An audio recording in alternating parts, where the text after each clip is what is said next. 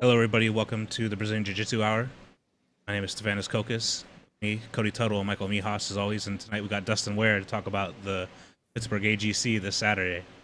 We don't have any news, so we're just gonna get right into it. Dustin, what's up? What's going on?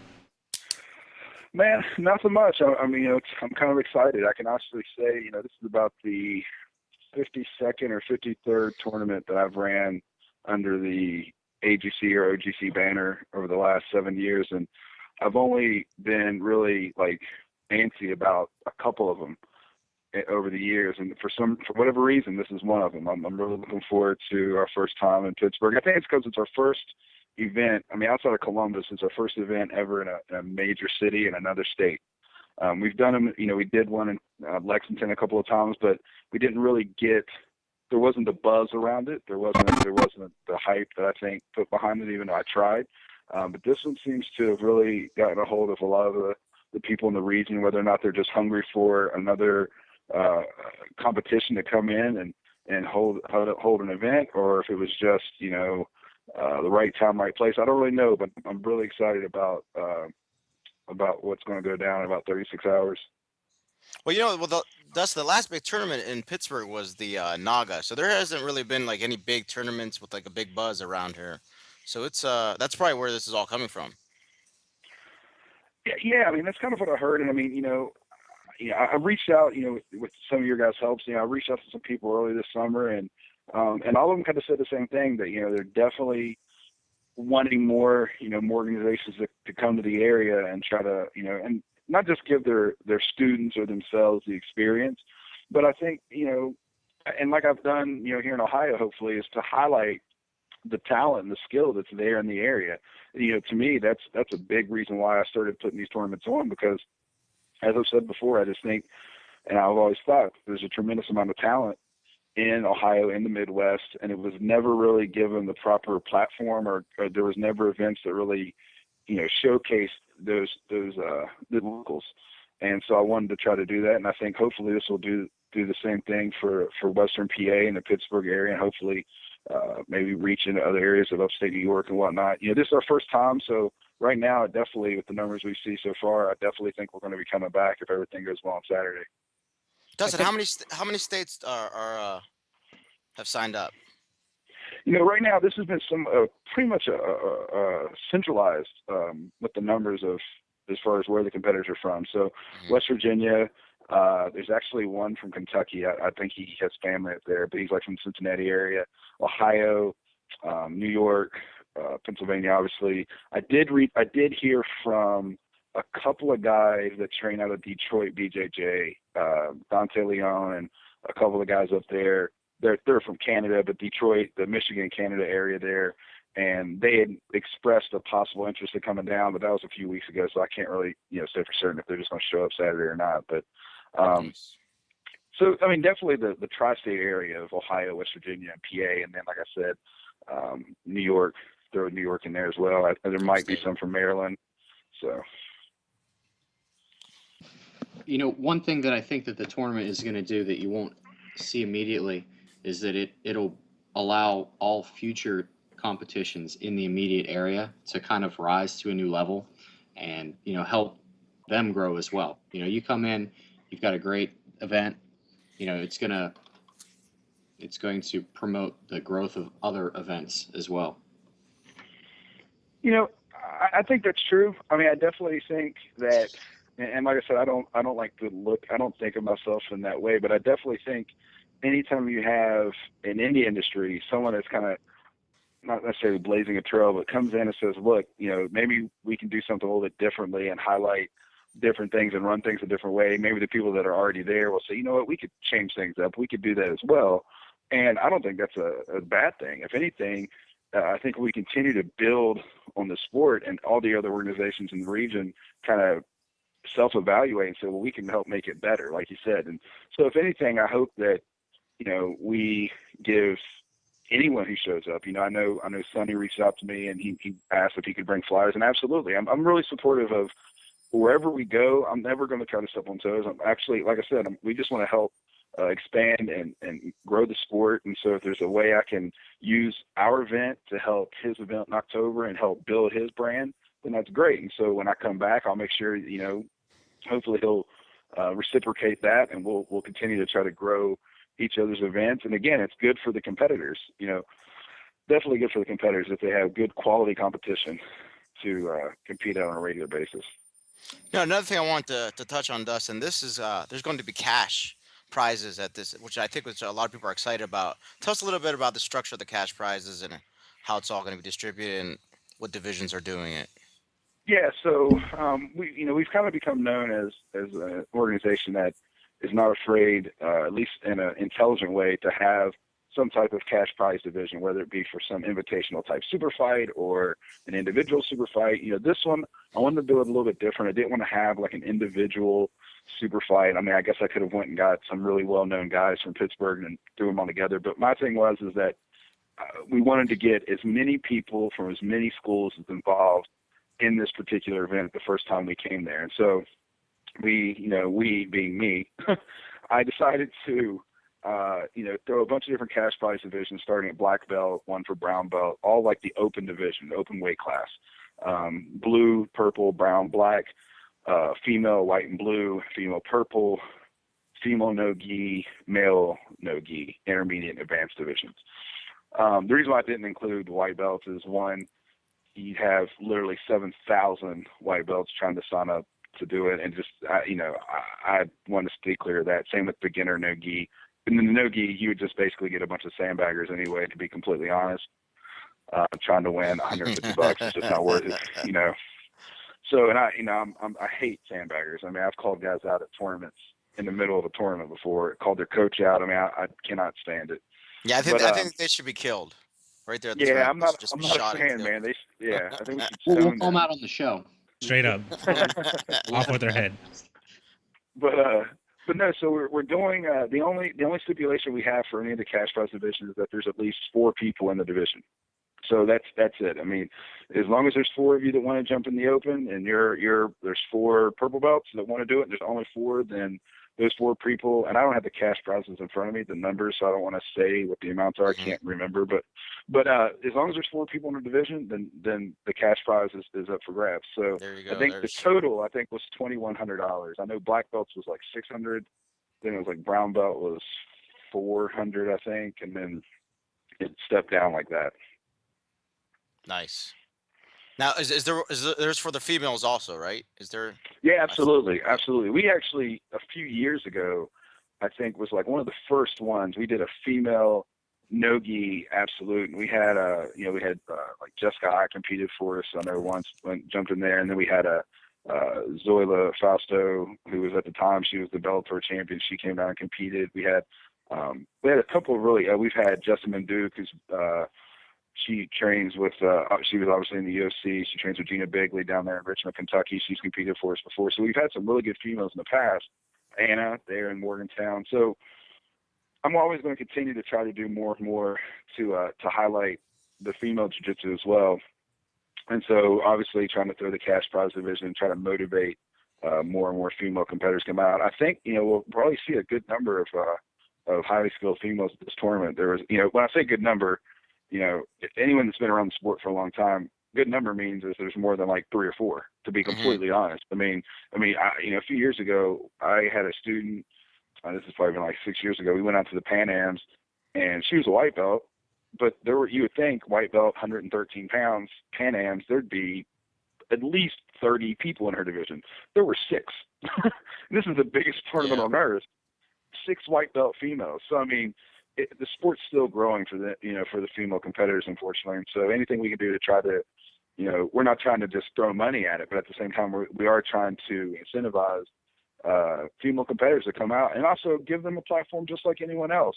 They deserve to have that platform. There's really skilled female competitors up there. We have a really skilled one, Autumn Gordon. And so, I know that there's females in this area. I know there's a girl, I think, competing this weekend that I've seen.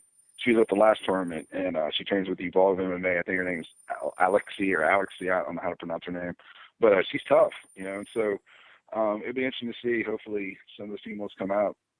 Yeah, I heard there's a lot of females going to this, so it's gonna be nice for the females in the area to showcase their talents.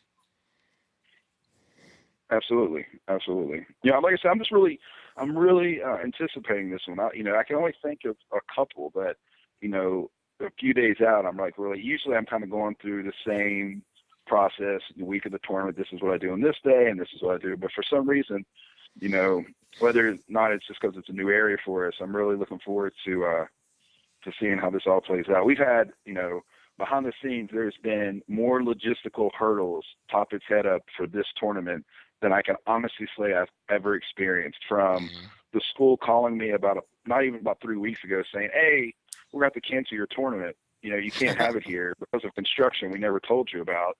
And I'm scrambling around calling all these people, and we get it back at venue. And then they're like, "All right, never mind. We think you can have it here, 90% sure, or 95% sure. We're not really sure yet." I mean, every day I was told a different story.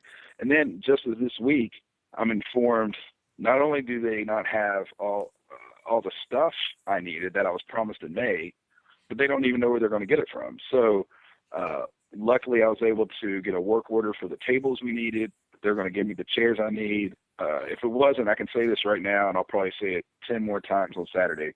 If it was not for Isaac Greeley, I'm not sure if this tournament would happen. He has went above and beyond, and this is just a true case of what jiu-jitsu brotherhood and community is all about. I've never met this man. Michael, you gave me his number. I reached out to him a few months ago. He literally has helped me every step of the way, securing to the point where they only gave us one wrestling mat on Saturday. I didn't know Wow. that until Yeah. 48 hours ago. 48 hours ago. They didn't tell me this until 48 hours ago. I call Isaac. He calls an athletic director at a high school. They okay it for us to borrow their mats. He then found friends to go get the truck to bring the mats just because he wanted to make sure this event was a success. Yeah, Isaac's a And like great guy. Isaac's a pretty amazing guy. If you guys don't know Isaac, he runs the Mat Factory in Lower Burrell, Pennsylvania. He's also a chiropractor, so he's actually worked on my back before and has worked on my back in jiu-jitsu wise too. So he's an awesome guy. yeah,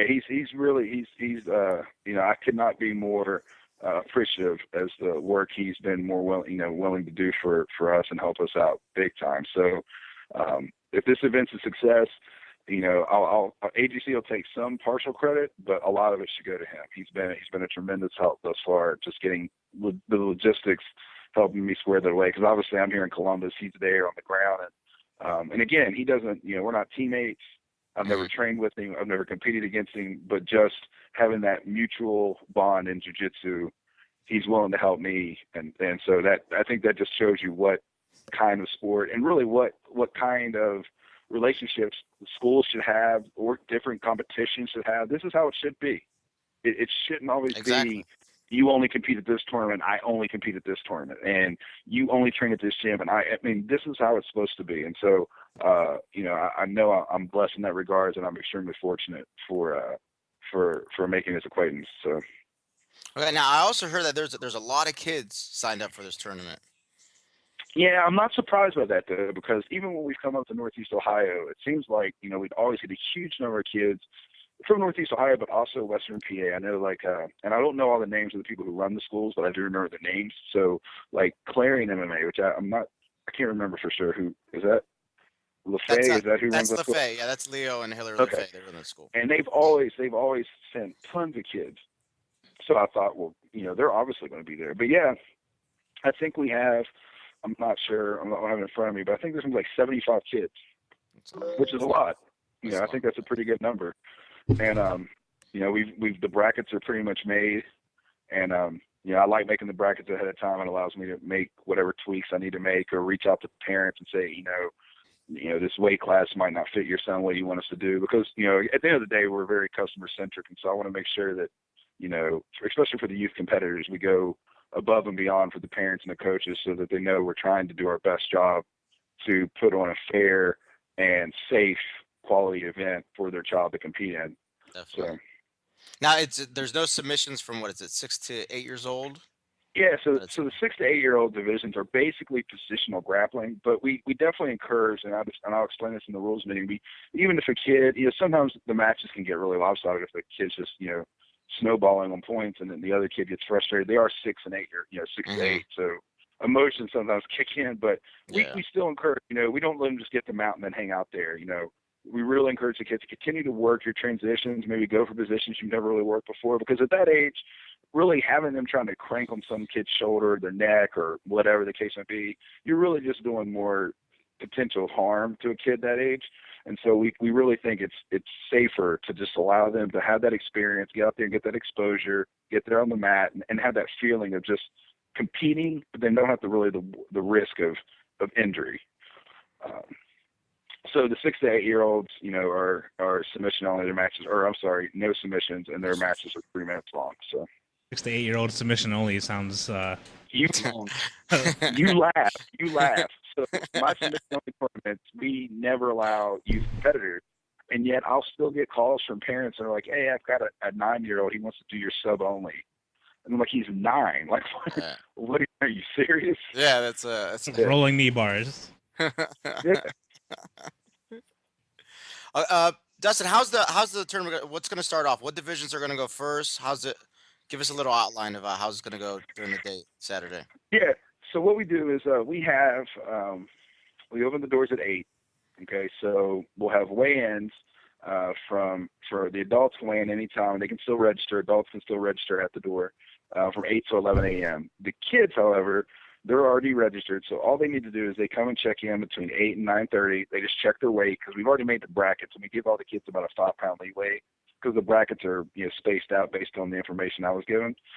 We have a rules meeting for the kids around 9:45, and then the kids start at 10, and they take all the mats. We're going to try to run 6 kids match at once, and hopefully knock the kids out by 12. Have all the kids done by 12, and then at around 11:30.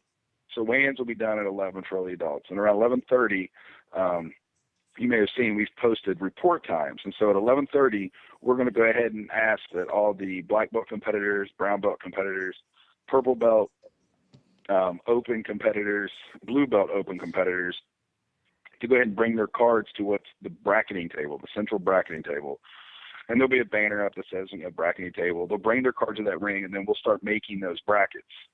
And then shortly after the kids are completed around noon, we'll have another little rules meeting for the adults, and then those brackets will be working on while I have the rules meeting. And as soon as the rules meeting's over, I go over to the bracketing table, I'll grab 3 or 4 of the brackets, and then I'll announce them to the ring. And that's pretty much how the whole day will go. So if you've never competed in one of our events before, it's a rolling process. So for the adults, we never know what division's going to be at what ring until I make the brackets. But once I make the brackets, you're going to know exactly. Once you turn your card in, 10 minutes later, you're going to know exactly what ring you're on. And then you're going to be at that ring for the duration of your division. So the report times are going to be posted. They're on the website. They're going to be posted there at the venue. We're going to start with all the open division, all the gi open divisions, and the black belt. The black belt divisions will probably just be an open. As long as we have at least 4 of them, then it'll just be an open division. Brown belt, same. We may have to merge the brown and black belts just depending on the number of competitors we have in those higher ranks. I'm fairly certain we're going to have more than enough purple belts in the open, and definitely in the blue belt we'll have enough. But we're going to run the open divisions first, and then go ahead and bracket the white belts and blue belts and have their regular divisions, and the masters and the females as well. Do you have any numbers on the amount of black belts? Because I allow BJJ black belts compete for free, and I have to say that BJJ black belts, Brazilian Jiu-Jitsu black belts, because you'd be surprised the number of karate guys that have called me recently and asked if they could just show up, because that's if you're a BJJ black belt. You should have let. You should have let them. It would have been awesome. You should have let the karate black belt. No, man, I'm not trying to get someone killed. Yeah, so I had a guy literally just 2 weeks ago called up. He's like, "Hey, I want to know how to register. And I see here that I can register for free if I'm a black belt." And I said, "Really, you're a jiu-jitsu black belt?" And he sounded like he was like 18 years old. And I'm like, he's like, "Yeah." And I said, "Where do you train?" He's like, I'm not gonna say where he trains. And he tells me where he trains. And I'm like, "Yeah, you're a jiu-jitsu black belt?" He's like, "Well, I'm a taekwondo black belt, and I train with MMA fighters. So I mean, I know I'm pretty good." Pretty close. And I was like, Yeah, and I was like, man, I'm not the jiu-jitsu police, but I would probably hold off. on Oh, trying to you should compete have with let him. I people. would have so much fun calling that match. That would have been so Oh, fun. it would last 7 seconds. Oh, it would have been. I would have had so much fun. I had such funny things I was saying. It's all right. I'm a little sadistic. But It's okay. I have heard. I believe Darren Branch is coming. I don't Yeah, know he this is. gentleman. He is. The guy who runs, is it Underground BJJ? I believe he's a black belt under Roy Harris. Michael Rooney. Michael Rooney. Yes. Yeah, he reached out to me. He says he doesn't usually compete a lot, but since he'd heard a good thing, he wanted to come out. So I believe Nice. he told me he was coming. Again, the black belts don't have to register; they can just show up that morning. Yeah. I mean, if a black belt does show up and they say, "Oh, I'm a black belt," it's the digital age. I can look on my phone in 5 seconds and find out if you're legit. So, Or like a black belt registry. There's not. I mean, there used to be. Back in the day, there used to be a website called BJJ.org, Okay. and you could pretty much find anybody who was legit. Now, when I say back in the day, I mean like 1999, 2000, 2001. That site's been dead. I mean, On the Mac kind of absorbed it, and they had a pretty good reference. But even if you go to the Federation website, I mean, I've been a black belt for over 4.5 years now, and I'm still not listed on there. So I mean, they don't update that thing nearly like you think they would.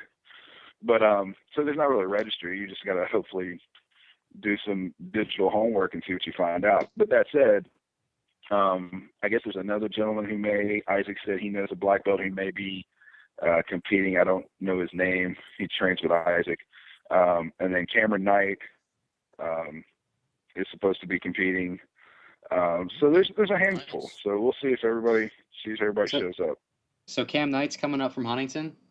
That's awesome. Yeah, there's supposed to be a handful coming up. I saw Cameron last weekend, and he's actually supposed to be helping me referee. So hopefully, if I say this out in public, he won't look like a punk and not show up. But yeah, he's supposed to be there to compete.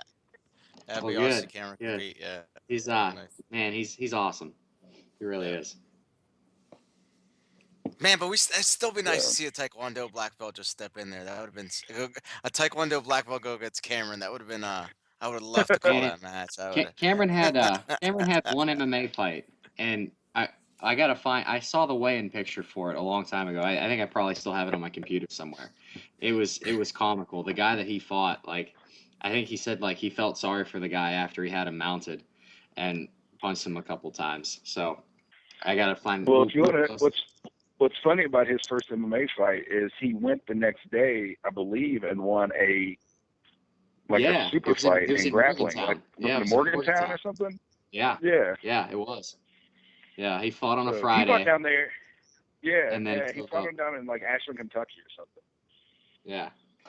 Yeah. So he fought Friday night in Kentucky, and then he drove to a jiu-jitsu tournament Saturday morning, and won a super fight.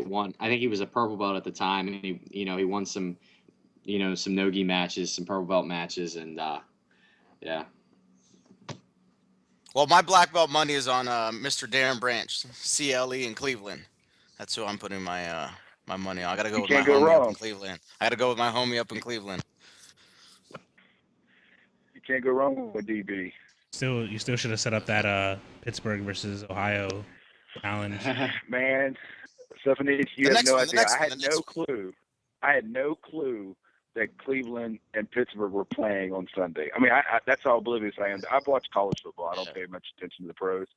And so, like, whenever I said that the other day, and Cody was like, "You still should," I was like, "Man, because I would want time to promote. I would have promoted that big time. I would have had rash guards made that look like the Browns and look like the Steelers, and I really would have. And I would have put together kind of the team challenge like I've done in the past, where I put 5 guys from Cleveland versus 5 guys no-gi from Pittsburgh, and best 2 out of 3, format, and put a little cash prize together. I think that would have been awesome. And I still in the future may do that. Awesome.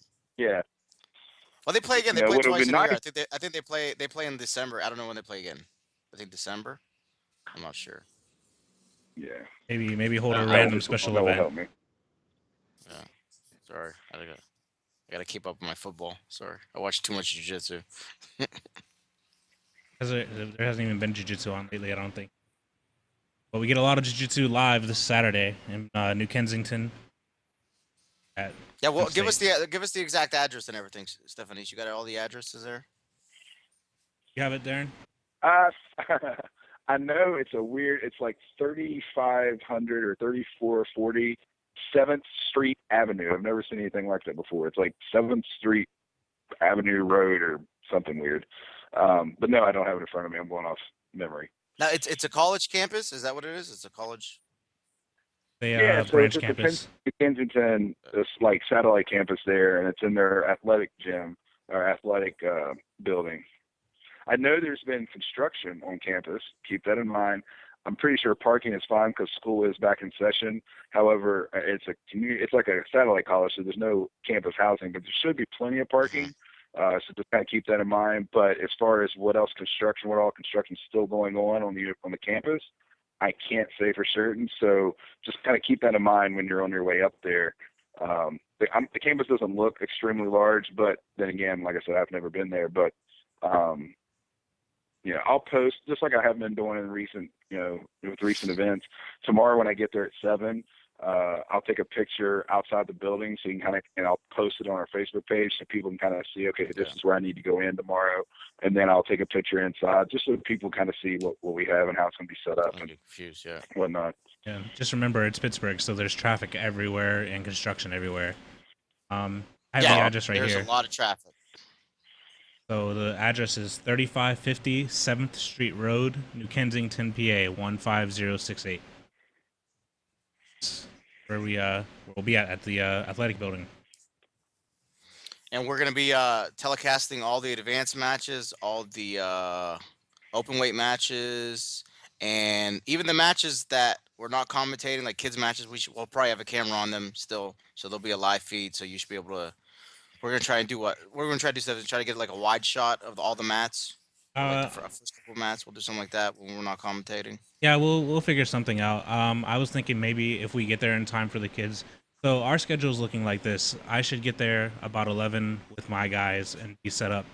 Hopefully by the time you're done with the rules meeting, and then from then on we'll just go from there. But if we have kids matches on the stream, if I can find somebody to maybe commentate those, or if we have matches later where Mike and Cody want to take a break for a bit, maybe we can find someone else to step in for a little bit. So, but we're gonna try to keep it less cluttered than we had it in Akron because we had people coming and going all the time. So, try to make it run a little more smooth. I just got all my new technology today. We do not have the little helicopter camera. The Hawk stole. That's good. So That's good. You're safe, Dustin. You're safe, Dustin. You're safe. I actually had two parents who train heard you guys talking about that drone camera that you guys have, and they sent me an email. They said, you're really not going to let them fly this camera. And I had to think for a minute. I was like, man, if that thing falls out of the sky on one of those mats, yeah, that's not going to work. I wanted to make sure it wouldn't.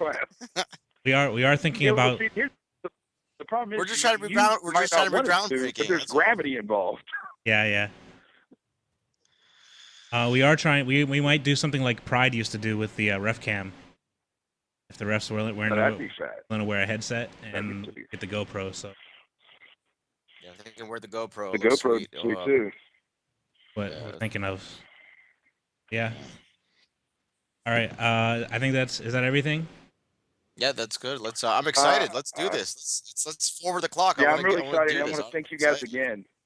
I want to thank you guys again for coming out and being extremely supportive of our organization and, helping us get the word out about this event there in PA. And just anytime we have an event, I'm really appreciative of the help you guys and the support you guys have given me. So thank you. And don't forget, our last one we did in Akron, we had 500 plus viewers. And that was, we did that one almost like last minute. We didn't really hype that one up that much. So we're excited about this one. Should have a lot of good stuff. Will you have a link ahead of time, like the actual link that people can click on for that day that I can actually the links email out? The links. Yeah, I posted it earlier today.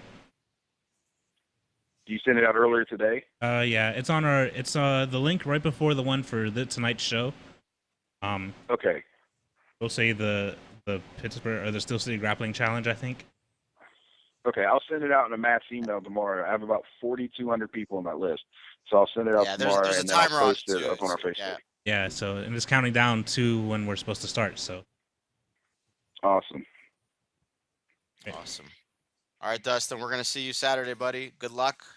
And I'm excited. Let's do this.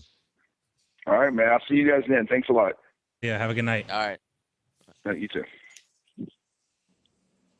All right, guys. So we got a big day Saturday. Yes, we do. Oh yeah, And I will not chew gum. I will bring breath mints. Mentos. We forgot to mention our giveaway, our Saturday giveaway. Yes, let's mention that. Okay. So Yeah. So go ahead. if you stop by our table on Saturday, if you help us promote our podcast page, like the page if you haven't already, share the page, you'll be entered to win a Fuji's newest gi. We'll be giving it away that day. We'll do a random drawing. Anybody that comes by, shares the page, will be entered to win a Fuji gi. So look around the room, measure the odds in your head, stop by and say hi, share the page, enter to win a Fuji gi. Yeah, we'll have all the names. We'll be able to see who shared it, and then we have a randomizer that will select the winner. And the best part is that they haven't sent it to us yet, so you get it in your size. So it's not you're not winning an A2 and you're an A5. It's you win, you tell us your size, we get you your size. There you go. All right. And I really wish Dustin would have let the karate black belts sign up for the tournament, and so Darren Branch could have had their way with it. It would have been fun to commentate those. I would have had so much fun with that. Darn. But it's okay. That's just not nice. Ideas Sorry. for future videos. I know. I built a studio That's finally. Yes. Alrighty. I will see everyone Saturday. Gonna call it for the night. Mike has to go to bed. Yes, the old man has to sleep. All right, guys. We'll see you Saturday. Everyone have a good night.